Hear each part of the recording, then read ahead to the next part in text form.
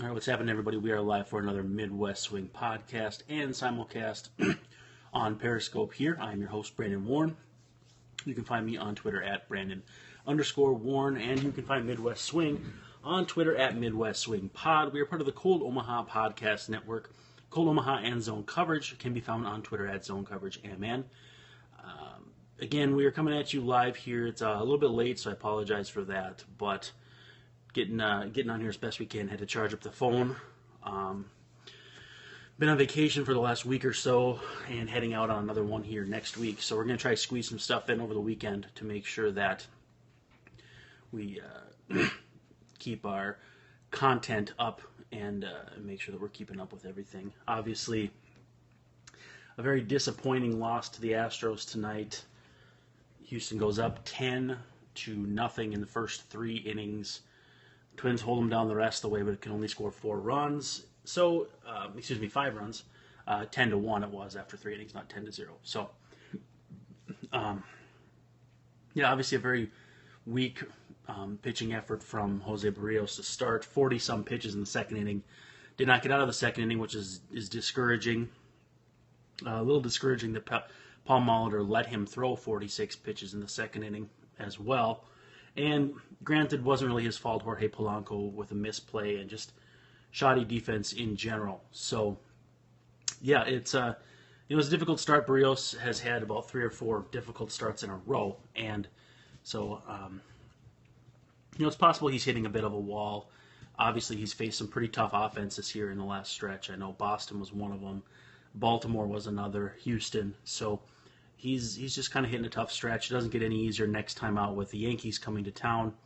So there's a lot going on here, but still have a lot of belief in him. Obviously, 23-year-old kid and immensely talented and all that fun stuff. So we'll find out what he's capable of at home against the Yankees next time out. As a general reminder, if you want to get questions in, please send them to me on Twitter at Brandon_Warren. I got a couple in the queue right now. If you want to ask some questions, feel free to send them to me at Brandon_Warren on Twitter. Not a lot of takeaways from tonight's game. A couple injuries. Kenny Vargas fouling a ball off his foot. Looks like a bruise in the same place where he had injured his foot this spring. In fact, if I remember correctly, that's why he didn't make the team out of spring training. So that'll be something to monitor. Make sure that he didn't break a bone or anything like that. So we'll see what happens. Jake Hansen wanting to know what happened to Barrios. Just saw the box score. Yeah, he couldn't throw strikes for the most part. 59 pitches, just 29 strikes. Really struggled in the second inning. I believe it was 13 pitches in the first inning and then 46 in the second inning. Didn't get out of the second. Didn't have any help from his defense. Didn't have any help from location. Just an ugly outing all around. And so getting him out of there was just the right move. And again,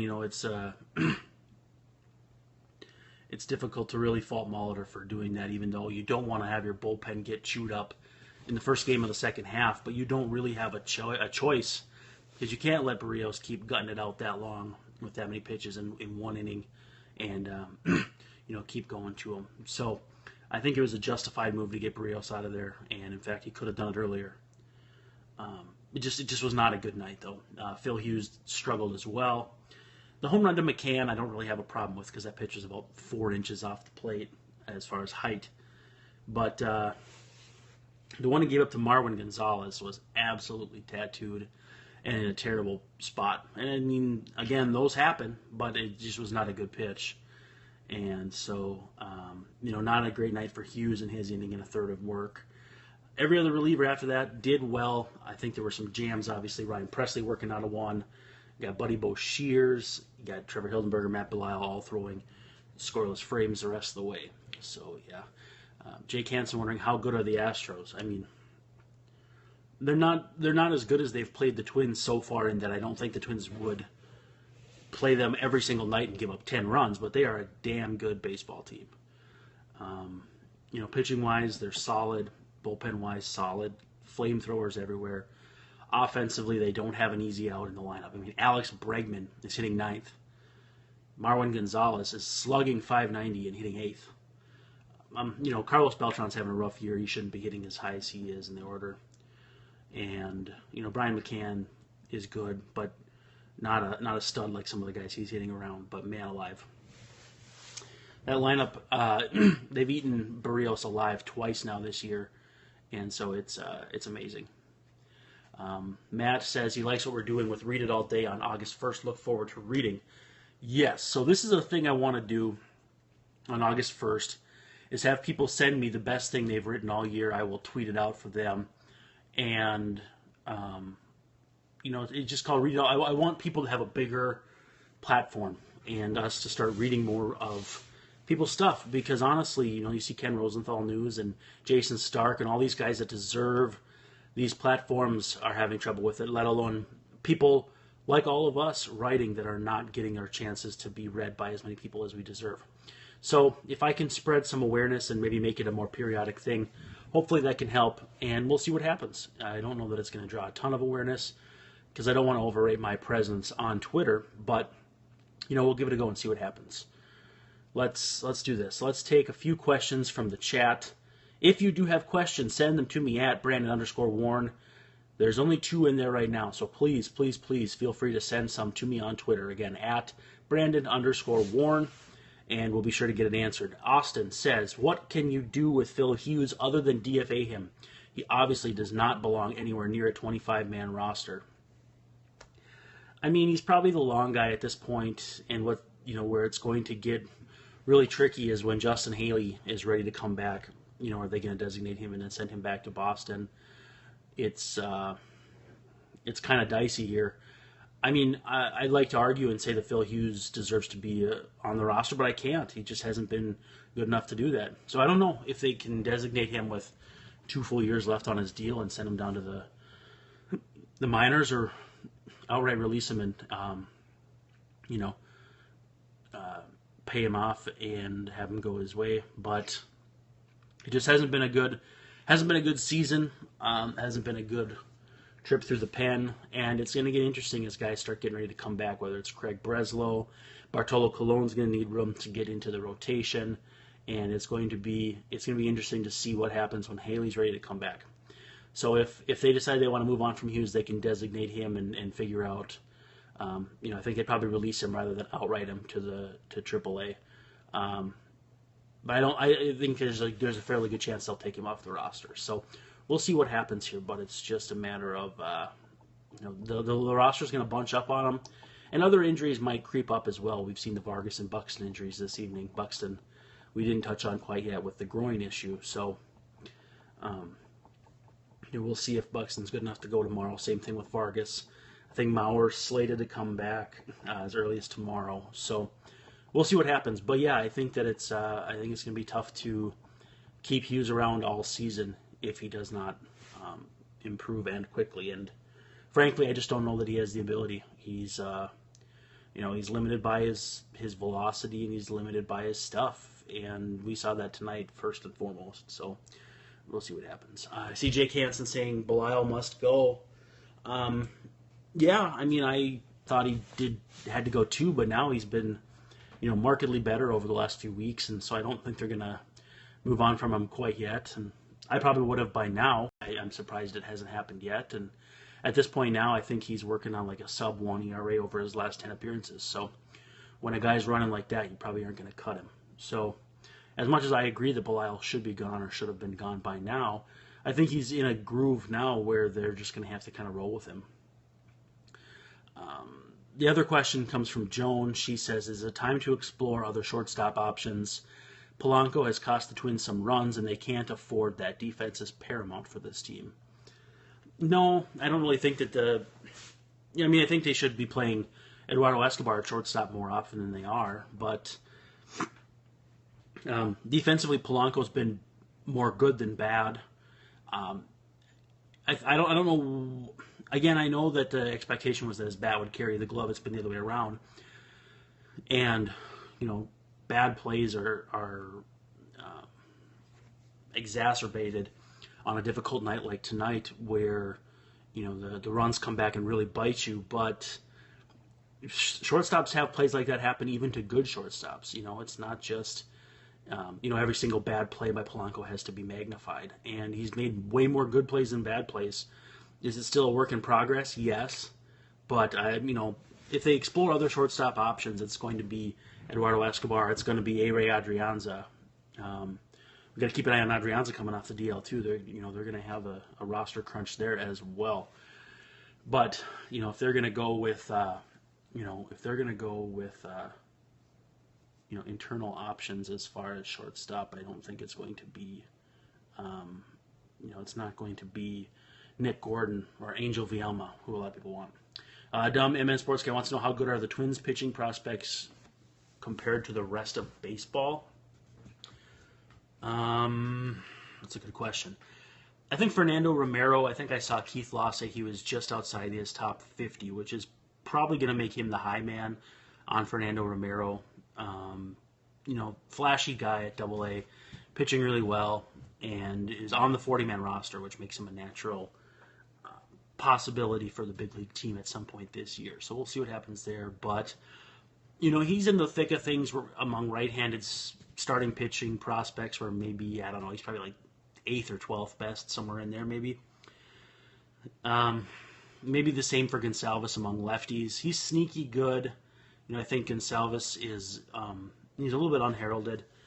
Probably looks like a number 3 starter, which is just fine. That's not an indictment on being a poor pitcher or anything like that.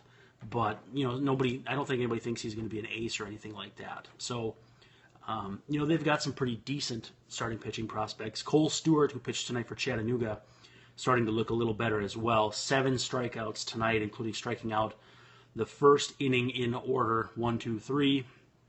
Coming into tonight, he had made 9 starts this season and had fewer than 4 strikeouts, so 3 or fewer strikeouts in 7 of those starts. He had more strikeouts in the first inning than those starts. So his last 2 starts, I believe, is now 13 strikeouts, which is encouraging, because obviously the strikeouts had been something that he had been missing to this point. So if Cole Stewart can start striking batters out, he might be a quick mover through the system as well.